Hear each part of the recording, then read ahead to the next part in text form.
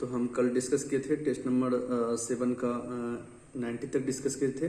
आज हम 91 से डिस्कस करेंगे।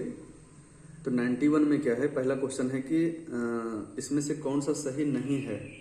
ठीक है, तो सरफेस वेव है, उसके बाद डीप वेव है, डार्क वेव है। तो इसमें हम पहले ये बताते हैं कि सरफेस वेव क्या है।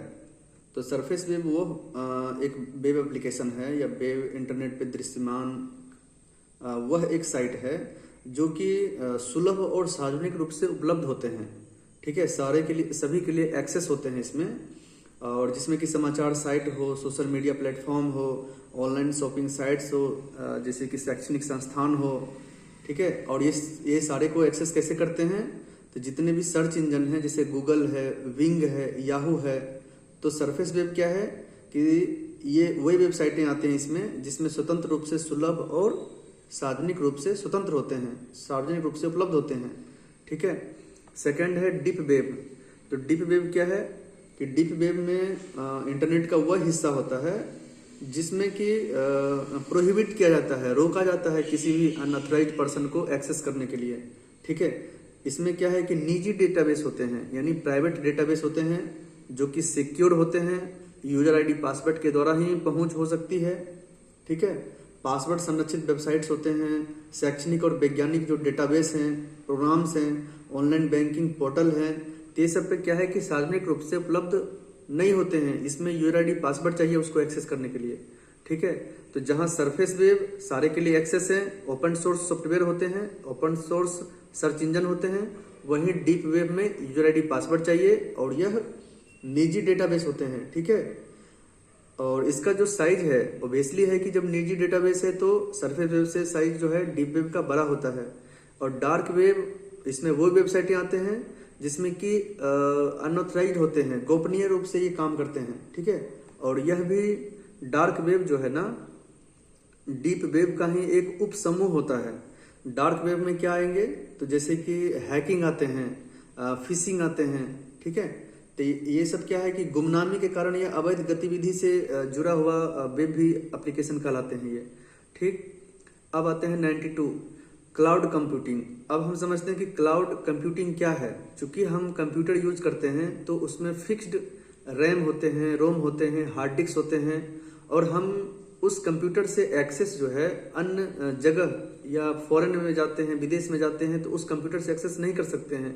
ठीक है, कॉपी पेस्ट का सिस्टम होता है। लेकिन अगर हम एक ऐसा सिस्टम बनाएं जो राह चलते कहीं से भी उस डेटा को एक्सेस करें, हमारे को सिक्योरिटी का कोई फेस ना करना पड़े।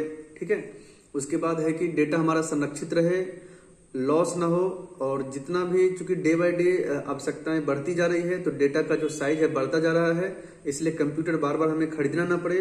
इसलिए जो क्लाउड प्रोवाइडिंग कंपनी है, जैसे अमेजन वेब सर्विस है, गूगल क्लाउड है, ठीक है, अलीबाबा है, तो ये सब क्या है कि एक वर्चुअल रूप से एक डेटा स्टोरेज है जो कि इसके हमारे जो डेटा हैं उनको संरक्षित करती है, कहीं से भी एक्सेस प्रोवाइड करती है, और साइबर सिक्योरिटी के माध्यम से हमारे डेटा को पूर्ण रूप से संरक्षित करती है। और इसके बदले वह कुछ जो है उनका फी रहता है। तो क्लाउड कंप्यूटिंग में क्या है कि इंटरनेट पर कंप्यूटिंग साधनों जैसे सर्वर है, स्टोरेज है, उसका मैनेजमेंट है, डेटाबेस है, एप्लीकेशन की डिलीवरी होती है। ठीक है, यहाँ सेकंड है कि क्लाउड सेवा प्रदाता छोटे डेटा सेंटर का उपयोग करता है। बिल्कुल गलत, क्योंकि 8 अरब की जनसंख्या अगर पूरे विश्व में है तो अगर कहीं ना कहीं उसमें अगर 60-70% भी लोग अगर अपने इस्तेमाल करते हैं इंटरनेट को, तो कहीं ना कहीं डेटा सेंटर की साइज बड़ा होना चाहिए, और यहाँ बड़ा होती है।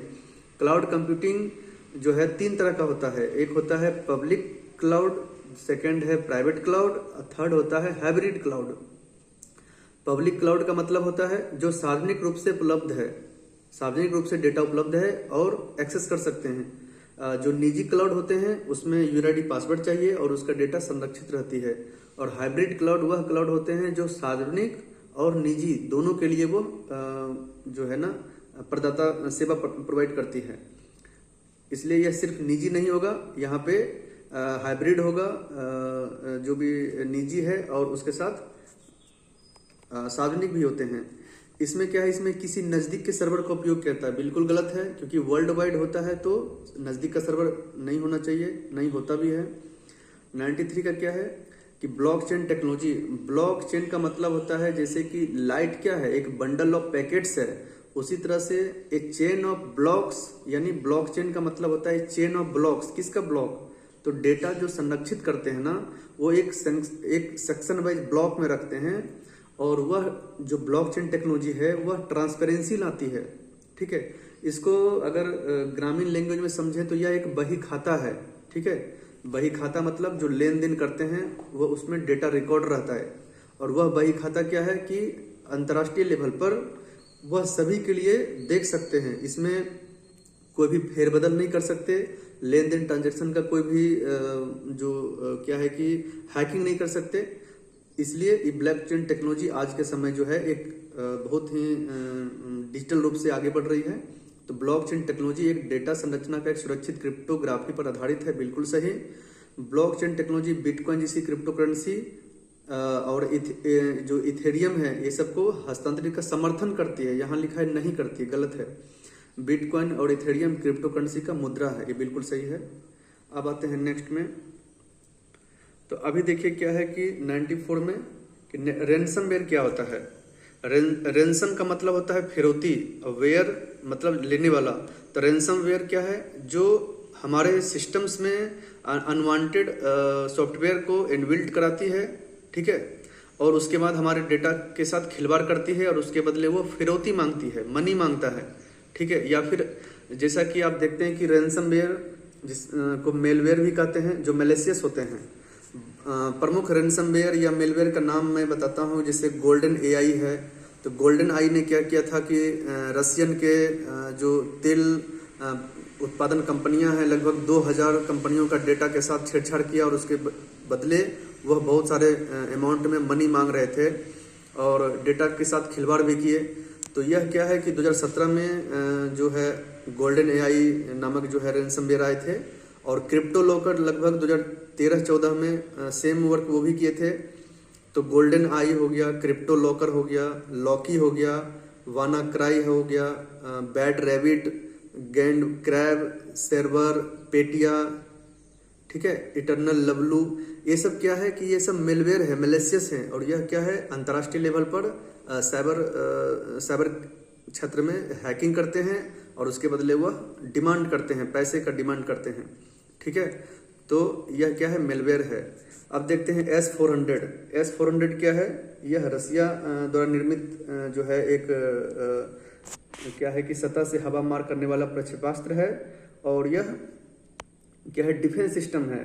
ठीक है ना, एक अपना क्षेत्र में एक सर्कुलर क्लाउड बनाता है, और उसमें से जो भी मिसाइल है, अनमैन्ड एरियल व्हीकल्स है, ठीक है, वो क्या करता है 30 किलोमीटर तक की ऊंचाई और 400 किलोमीटर की सीमा के भीतर जो भी विमान है, मानव रहित हवाई वाहन है, बैलिस्टिक या क्रूज मिसाइल है, उस सबको क्या है हवा में ही नष्ट कर देती है।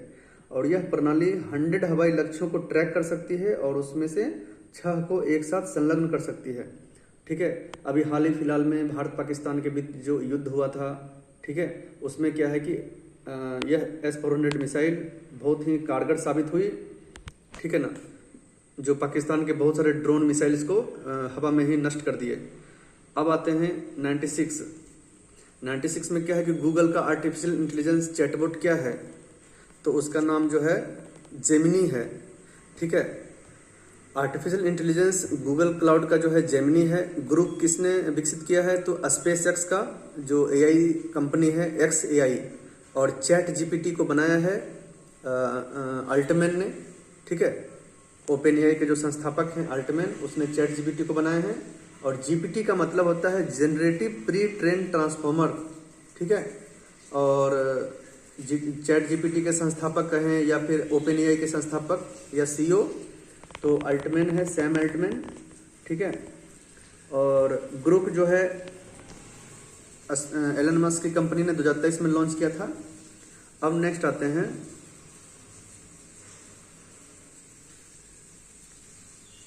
नेक्स्ट है 97 में बौद्धिक संपदा अधिकार, इंटेलेक्चुअल प्रॉपर्टी राइट। यह क्या होता है एक्चुअली, क्या है कि कोई भी मान लीजिए कि भारत की बात करते हैं, तो भारत में अगर मान लीजिए कोई भी कंपनियां हैं, कोई भी इनोवेटर है, अगर कोई अपना रचनात्मक कार्य करता है, कोई भी इनोवेशन करता है, ठीक है, तो उसके इनोवेशन करने के बाद अगर वो पब्लिश करती है मार्केट में, तो उसका क्या है कि उसका जो इनोवेशन है कोई चुरा करके, कोई ताकतवर और जो बड़ी बड़ी कंपनियां चुरा करके उसका डेटा का उपयोग ना कर ले, इसलिए क्या है कि उसको संरक्षित करने के लिए भारत सरकार ने एक इंटेलेक्चुअल प्रॉपर्टी राइट प्रोवाइड किया है, जिसमें आप देखेंगे कि आईपीआर है, कॉपीराइट है, पेटेंट है, ठीक है। तो इसमें क्या है कि किसी व्यक्ति के संगठन को उसके रचनात्मक या अभिनव कार्य को एक लीगल राइट प्रोवाइड करता है कि कोई उसका कॉपी पेस्ट या चोरी नहीं कर सकता है, और वह अपने इनोवेशन को आगे किसी कंपनी को बेच करके मुनाफा कमा सकते हैं, ठीक है। और उसको संरक्षित करने के लिए भारत सरकार ने एक पेटेंट अधिनियम लाए थे 1970 में, ठीक है। और भारत सरकार का पेटेंट अधिनियम 1970 जो कि अभी रिसेंटली 2005 में संशोधन भी हुआ था, इसमें क्या है कि जब पेटेंट कराएंगे अपना इनोवेशन का, अपना नवाचार का, तो आवेदन की दाखिल करने की तिथि से 20 वर्ष तक वैलिड रहते हैं, ठीक है। और यह पेटेंट सिर्फ भारत क्षेत्र में प्रभावी है, वैश्विक पेटेंट की कोई अवधारणा नहीं है, और विश्व लेवल पर भी एक वीपो काम करता है, वर्ल्ड इंटेलेक्चुअल प्रॉपर्टी ऑर्गेनाइजेशन, वीपो। यह है 1967 में स्थापना हुई, और आगे चलकर 1974 में वर्ल्ड बैंक यूनाइटेड नेशंस के साथ संयुक्त राष्ट्र का एक अभिन्न एजेंसी बन के रह गया। 98 में देखते हैं कि Cas9 क्या है।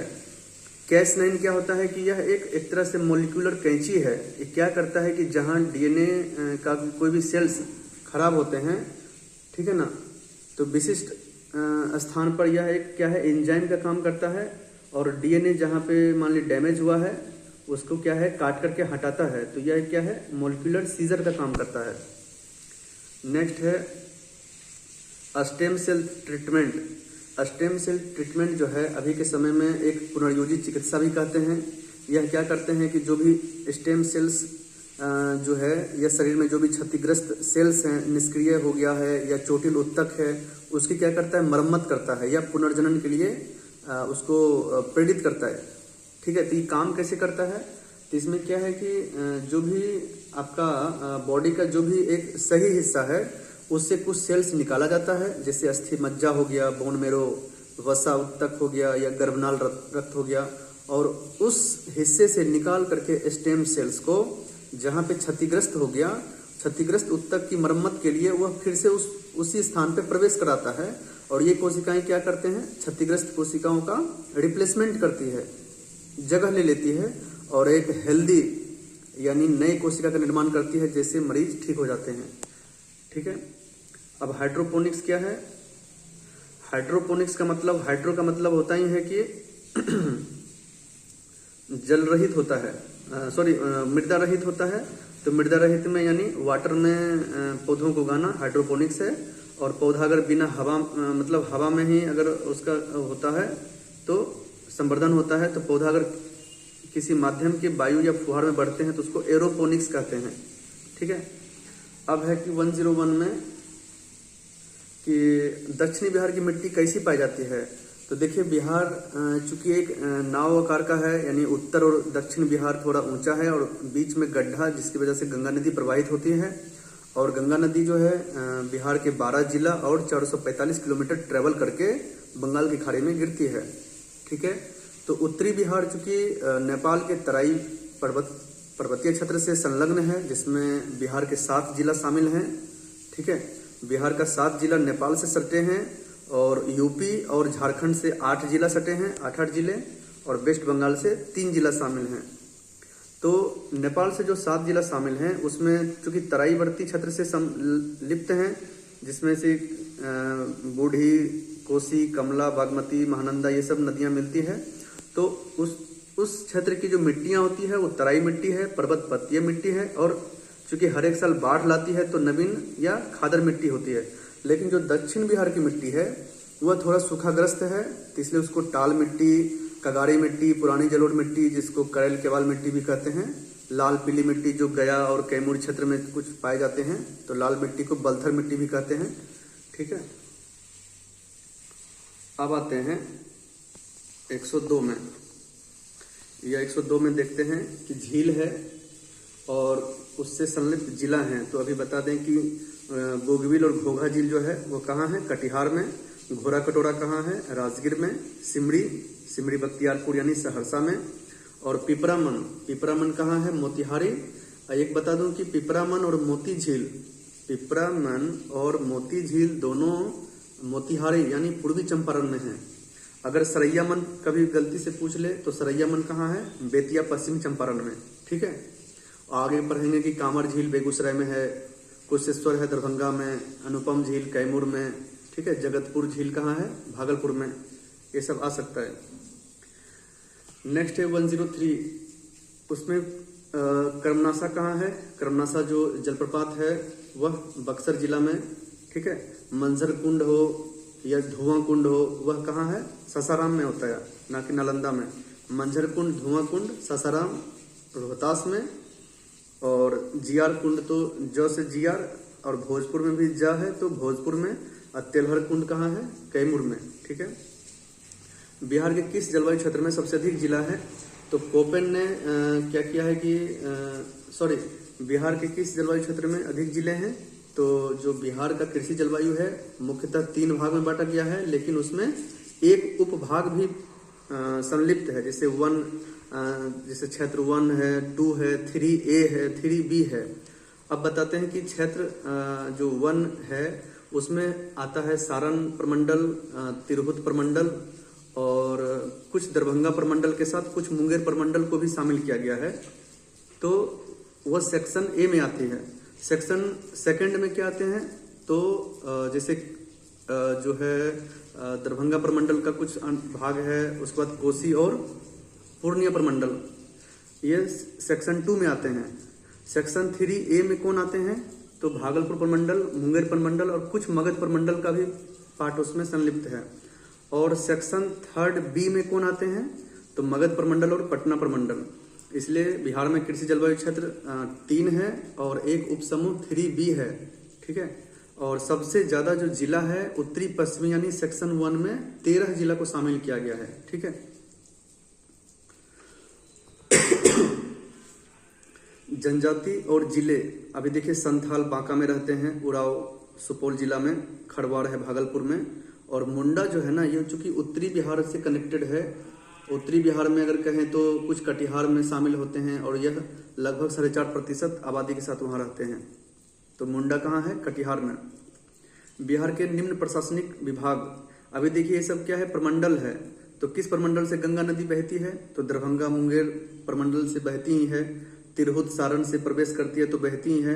पूर्णिया भागलपुर से बहती है। और कोसी और मगध जो है ना, उससे गंगा नदी बहती नहीं है। यह बीपीएससी शायद 66 में आ भी चुका है। ये बिहार जाति आधारित सर्वेक्षण, यह बहुत इंपॉर्टेंट क्वेश्चन है और यह एग्जाम में आने का 100% चांस है। कि बिहार जाति आधारित सर्वेक्षण जो हुआ 2022 में, उसमें बिहार की कुल आबादी 13.07 करोड़ था। ठीक है, 13.07 करोड़ के साथ बिहार की कुल आबादी जो है ना गणना की गई। उसमें से सबसे ज्यादा जो है ईबीसी, उसके बाद ओबीसी, उसके बाद एससी, तब एसटी। ठीक है, सबसे ज्यादा ईबीसी, ओबीसी, एससी, उसके बाद है सवर्ण है, तब सबसे कम एसटी था। तो ईबीसी कितना है, 36.01%। ठीक है, ईबीसी जो था 36.01% था। और ओबीसी कितना था, ओबीसी है 27.12%। और एससी की बात करें, अनुसूचित जाति, वह 19.65%। और एसटी 1.68%। और सवर्ण जो है 15.5% के साथ सवर्ण है। ठीक है, कोपेन के अनुसार, कोपेन ने बिहार को 2 भाग में बांटा था। उत्तरी बिहार की जलवायु उसने CWG बताया और दक्षिणी बिहार की जलवायु उसने AW बताया है। आगे देखेंगे कि टिबिरथा और थॉर्नबेट में भी उत्तरी बिहार दक्षिणी बिहार की जलवायु को बताया है। ठीक है, नेक्स्ट है 109, उसमें है कि कोसी परियोजना 1953 में शुरू हुई है और 1954 से लागू हो गई थी। और यह कोसी और गंडक परियोजना भारत और नेपाल की संयुक्त परियोजना है। ठीक है, अब आते हैं नेक्स्ट तो इसमें देखिए क्या है कि पेनार है, नागर, बालासोर, मेची, यह क्या है, महानंदा की सहायक नदी है। अब महानंदा कहाँ से निकलती है? तो यह पश्चिम बंगाल के जो दार्जिलिंग जिला है उससे निकल करके यह किशनगंज, पूर्णिया, कटिहार, जो कि पश्चिम बंगाल से सटे हुए हैं 3 जिले, उससे बहते हुए यह मालदा पश्चिम बंगाल में गंगा नदी में मिल जाती है। और यह उत्तर बिहार की सबसे पूर्वी नदी भी है महानंदा। ठीक है। अभी देखिए क्या है कि 2024-25 में बजट में जो प्रधानमंत्री इंटर्नशिप स्कीम है कि कौशल को बढ़ाया जाए, मिनिमम जो है 5 वर्ष में 1 करोड़ युवाओं को इंटर्नशिप प्रदान करेगा, जिससे कि कुछ युवाओं को कौशल विकास और रोजगार के अवसर मिलेगा और वह आगे जो है जॉब करने के लिए उसमें कौशलता आने से रोजगार सृजन हो सकता है। ठीक है। तो सिर्फ 500 कंपनियों में 5 वर्षों में 1 करोड़ युवाओं को इंटर्नशिप प्रदान करना। ठीक है। नेक्स्ट है कि पर्सनैलिटी राइट। पर्सनैलिटी राइट क्या है कि आपका जो है ना, जो नाम है आपका, जो भी पहचान है, उसका व्यावसायिक उपयोग आपकी अनुमति के नहीं कोई कर सकता है। यही है पर्सनैलिटी राइट। ठीक है। 113 में क्या है कि ध्रुव नीति। ध्रुव नीति के संदर्भ में DHURBA का मतलब क्या है? तो D का मतलब digital, H for highways, for unified address and virtual access है। ठीक है। यह किसके द्वारा लॉन्च किया गया था? तो डाक विभाग द्वारा एक DHU नीति लाया गया था, डिजिटल पब्लिक इंफ्रास्ट्रक्चर। और यह क्या है कि इसका लक्ष्य यह है कि भारत में जितना भी घर है, प्रत्येक घर को एक अद्वितीय डिजिटल स्थान कोड देना है। ठीक है। जिससे कि जो भी पता का डेटा प्रबंधन हो, शासन में जो है ना ट्रांसपेरेंसी आए, उसका सुधार हो सके। तो digital highway for unified address and virtual access, यह ध्रुव नीति डाक विभाग द्वारा लाया गया था। अभी है कि ISRO, Indian space research organisation, 15 अगस्त 1969 को स्थापना हुई। उन्होंने जो PSLV C-59, यानी PSLV का मतलब पोलर सैटेलाइट लॉन्च व्हीकल, ठीक है, PSLV C-59 का उपयोग करके यूरोपीय स्पेस एजेंसी का एक प्रोबा 3 उपग्रह था। ठीक है। तो प्रोबा 3 उपग्रह क्या है कि यह एक वैज्ञानिक मिशन है। किसका है? तो यूरोपीय स्पेस एजेंसी का। उसका मेन उद्देश्य यह था कि सूरज के कोरोना का अध्ययन करने के लिए इसको डिजाइन किया है। और इसे भारत के जो अंतरिक्ष प्रौद्योगिकी संस्थान में इसरो की अग्रणी भूमिका है, तो इसरो ने इसको PSLV C-59 से लॉन्च किया। ठीक है।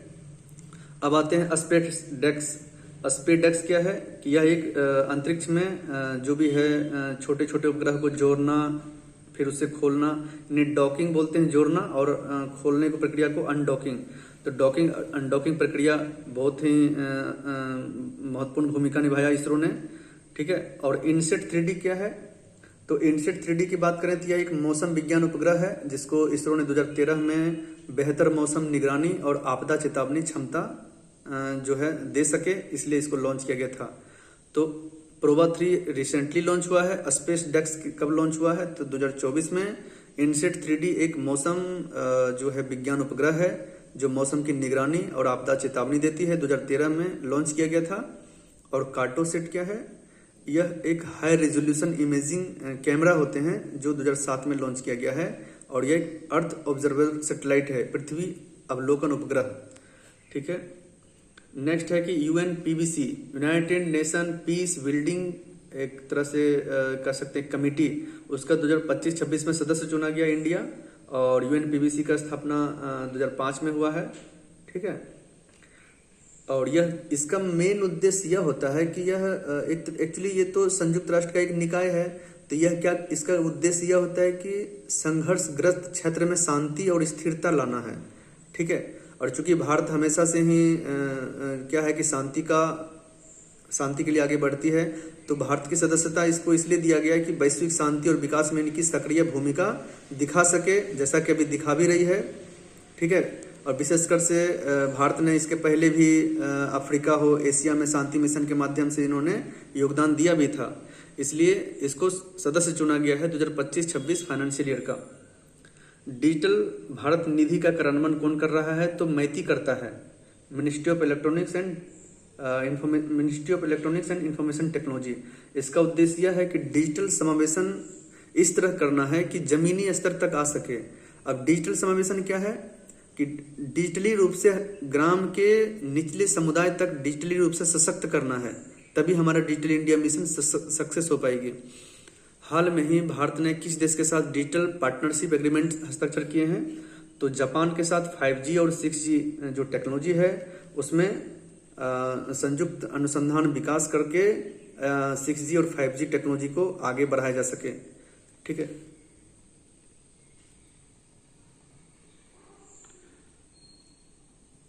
अब है कि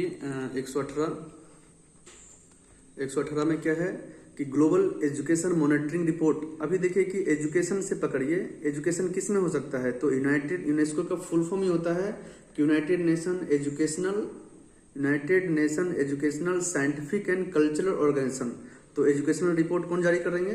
यूनेस्को का जो हेडक्वार्टर कहाँ है? पेरिस है। यूनिसेफ का न्यूयॉर्क है। और यूनेस्को जो यह एजुकेशन मॉनिटरिंग रिपोर्ट जारी किया है, कहीं ना कहीं सस्टेनेबल डेवलपमेंट गोल 4 SDG 4 कहता है क्वालिटी एजुकेशन फॉर ऑल, उसके लिए यह रिपोर्ट जारी किया है। और नीति आयोग भी अपने स्तर से इस SDG 4 को प्राप्त करने में आगे बढ़ रही है। सहकार से समृद्धि, PSCS का मतलब क्या होता है?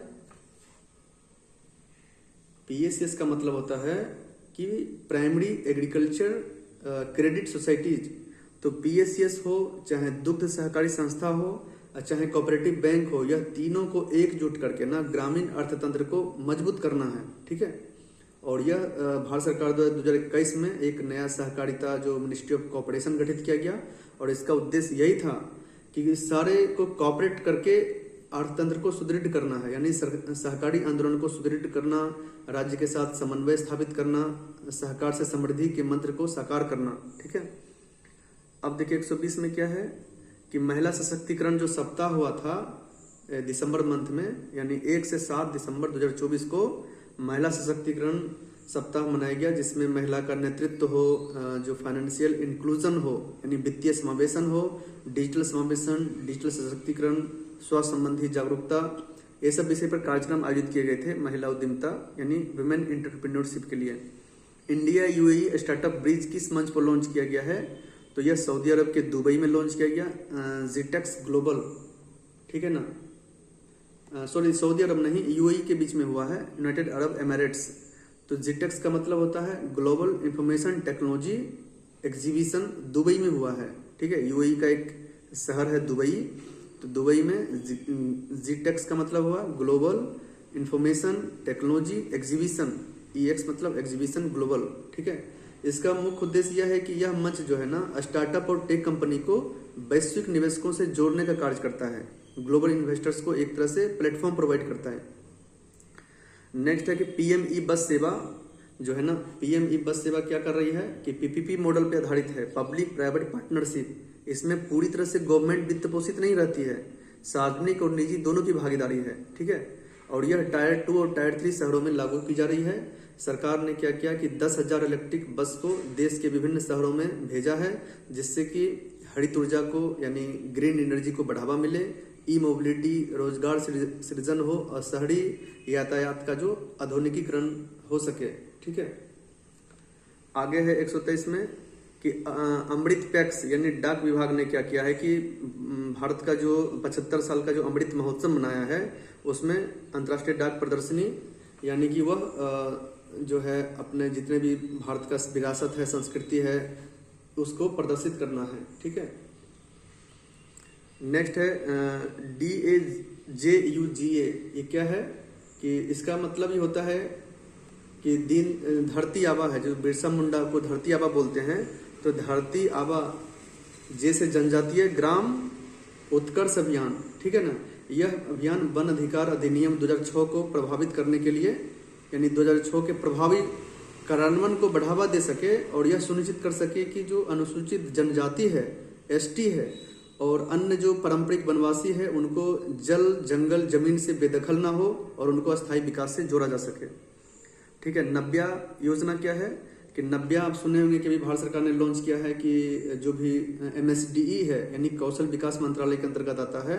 ठीक है ना, तो यह क्या है कि जो महिलाएं हैं, युवती हैं, उसको स्कूल के अलावा सामुदायिक आधारित केंद्रों या प्रशिक्षण संस्थान में उसको कौशल दे करके रोजगार आगे सृजित किया जा सके और आर्थिक सशक्त बनाया जा सके, ताकि आगे वह रोजगार में उन्हें कोई दिक्कत ना हो। तो नव्या योजना लड़कियों को कौशल सिखाने पर केंद्रित है, बिल्कुल सही। और यह योजना MSD मंत्रालय के अंतर्गत आता है, ना कि शिक्षा मंत्रालय। MSD का मतलब कौशल विकास मंत्रालय आते हैं, ठीक है। आगे है कि विवाद से विश्वास 2.0 क्या है। तो विवाद से विश्वास क्या है कि जो भी सरकारी खरीद हो, अनुबंध हो, उसमें जो लंबित विवाद हो उसको समाधान करना है, ठीक है। जैसे क्या होता है कि कभी पब्लिक प्राइवेट पार्टनरशिप के तहत कोई भी प्रोजेक्ट चालू हुआ तो सार्वजनिक और निजी कंपनी के बीच में किसी मुद्दे को लेकर के, किसी फाइनेंशियल हो चाहे रणनीतिक रूप से कहीं कन्फ्लिक्ट ना हो, दोनों के बीच में विवाद ना उत्पन्न हो, तो अगर विवाद उत्पन्न भी हुआ हो तो उसको शीघ्र निपटान हो सके, ताकि जो बिजनेस है उसमें कोई मतलब अपूरणीय क्षति ना हो पाए, ठीक है। और जिससे अगर समाधान होगा, सुलभ होगा, तो क्या होगा, ईज ऑफ डूइंग बिजनेस को भी बढ़ावा मिलेगा। जैसा कि पहले वर्ल्ड बैंक जारी करती थी कि ईज ऑफ डूइंग बिजनेस जितना अच्छा रहेगा उतना ग्लोबल इन्वेस्टर्स इन्वेस्ट करेंगे और प्रोजेक्ट को इम्प्लीमेंट करेंगे। नमो ड्रोन दीदी योजना क्या है कि नमो ड्रोन दीदी योजना जो है दीनदयाल उपाध्याय जो थे उन्हीं के नाम पे दीनदयाल अंत्योदय योजना के अंतर्गत यह क्रियान्वित की जाती है, जिसमें कि एक डे NRLM आते हैं। डे का मतलब होता है दीनदयाल अंत्योदय योजना और NRLM का मतलब होता है नेशनल रूरल लाइवलीहुड मिशन। इसके अंतर्गत डे नरलम के मिशन जो है यह नमो ड्रोन दीदी योजना कार्यान्वित की जाती है। और यह योजना का मुख्य उद्देश्य यह है कि सेल्फ हेल्प ग्रुप के माध्यम से उसको डिजिटली और फाइनेंशियली दोनों रूप से कौशल विकास किया जाए, ठीक है। जिससे कि यह जो है महिलाएं यह ड्रोन उड़ाने हो, उसका रखरखाव हो, कृषि उपयोग, कृषि में जो छिड़काव हो उसको व्यावसायिक रूप से कार्य कर सके। और आगे देखते हैं कि संबल घटक किस प्रकार की सेवाएं शामिल करती है। तो संबल घटक एक तरह से क्या है ना, वन प्लेटफॉर्म सेंटर है, जहां पे महिलाओं जो कि पीड़ित महिला है उसको एक ही स्थान पर सारी सुविधाएं उपलब्ध हो सके। और महिला का हेल्पलाइन नंबर क्या है, 181, ठीक है। तो इस जो है ना मिशन शक्ति का उद्देश्य यह है कि भारत की महिलाओं को सुरक्षित वातावरण मिले, कानूनी सहायता हो, आर्थिक संसाधन और सामाजिक जो सम्मान है वो सब एक प्लेटफॉर्म पे उपलब्ध हो सके। तो संबल घटक, संबल का मतलब सुरक्षा होता है, ठीक है। नेक्स्ट है कि हाल ही में किस योजना के अंतर्गत मिलेट कैफे की स्थापना की गई। तो मिलेट कैफे जो है वह माइक्रो फूड प्रोसेसिंग एंटरप्रेन्योरशिप के तहत मिलेट कैफे शुरू किया गया। और यह योजना का जो उद्देश्य है वह जो माइक्रो फूड प्रोसेसिंग इंडस्ट्री है, सूक्ष्म खाद्य इकाइयों को तकनीकी, वित्तीय और उनका जो विपणन सहायता प्रदान कर सके। और इसके लिए भारत तो है दुनिया का सबसे बड़ा उत्पादक देश है ही, ठीक है ना। नेक्स्ट है कि 130 नंबर में कि ग्लोबल इनोवेशन इंडेक्स कौन जारी करते हैं। तो वर्ल्ड इंटेलेक्चुअल प्रॉपर्टी ऑर्गेनाइजेशन, जिसका गठन 1967 में हुआ और वह संयुक्त राष्ट्र का अभिन्न अंग 1974 में बन गया। तो विपो यानी वर्ल्ड इंटेलेक्चुअल प्रॉपर्टी ऑर्गेनाइजेशन, विश्व बौद्धिक संपदा संगठन, यह ग्लोबल इनोवेशन इंडेक्स जो है इसमें रैंक 39 आया है 2024 में। उसके बाद है कि 131 क्या है, UNCCD, ठीक है ना। तो UNCCD का मतलब UN का मतलब हो गया संयुक्त राष्ट्र और CCD का मतलब हुआ कन्वेंशन टू कम्बेट डेजर्टिफिकेशन, ठीक है। डेजर्टिफिकेशन का मतलब होता है जो भी सूखाग्रस्त क्षेत्र है, ठीक है ना। उसका 16वां सम्मेलन कहाँ आयोजित हुआ था, तो सऊदी अरब के रियाद में। और उसका एक थीम था कि आवर लैंड आवर फ्यूचर, ठीक है ना, आवर लैंड आवर फ्यूचर। और उसका उद्देश्य था कि भूमि की बहाली हो, सूखा प्रतिरोधक क्षमता और भूमि क्षरण को संबोधित करना है और उसको रखरखाव कैसे किया जा सके। नेक्स्ट है कि 132 पौधों का स्वच्छ पौधा कार्यक्रम, यह क्या है, क्लीन प्लांट प्रोग्राम जो है यह कृषि मंत्रालय द्वारा लॉन्च किया गया।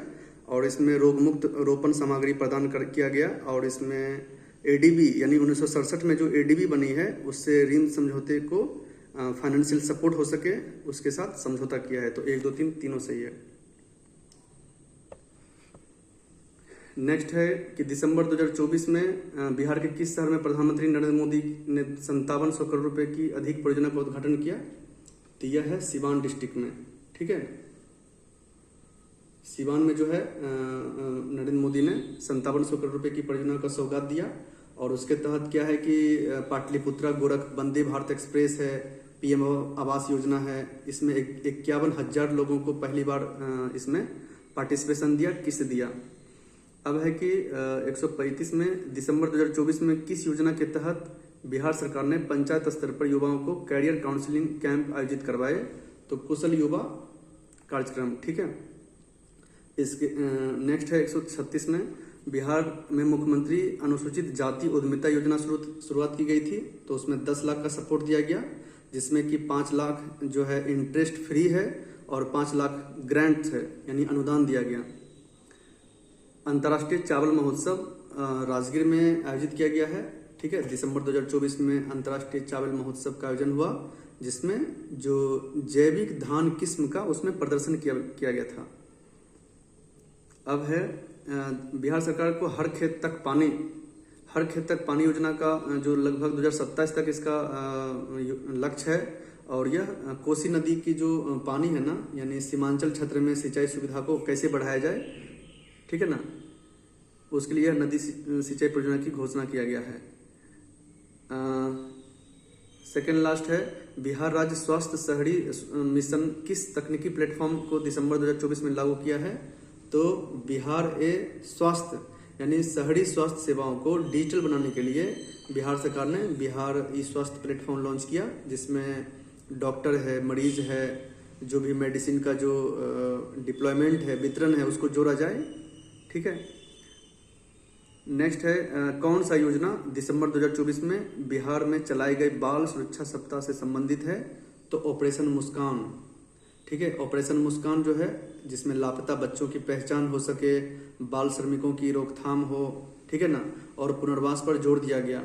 आपको बता दूं, जो ऑपरेशन मुस्कान है उसमें एक जो बाल श्रमिक की रोकथाम है, तो आपको बता दूं कि जो बाल श्रमिक यानी आर्टिकल 23 और 24 में भी निहित है कि बालाश्रम पर प्रतिषेध है आर्टिकल 23 में, और 24 में क्या है कि 14 वर्ष से कम उम्र के बच्चों को जोखिम भरे कारखानों में काम करने से वंचित करना है। ठीक है, और दूसरा जो है बंधुआ मजदूरी जिसे पहले बहुत सारे लोग को खाना पे उसको काम कराए जाते थे, तो बंधुआ मजदूरी अधिनियम 1976 के तहत उसको एबोलिशन किया गया, खत्म किया गया।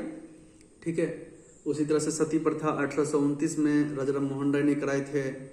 ठीक है ना, तो आज के इस जो सीरीज था उसमें हमने 140 तक डिस्कस किया। नेक्स्ट में हम फिर मिलते हैं। धन्यवाद।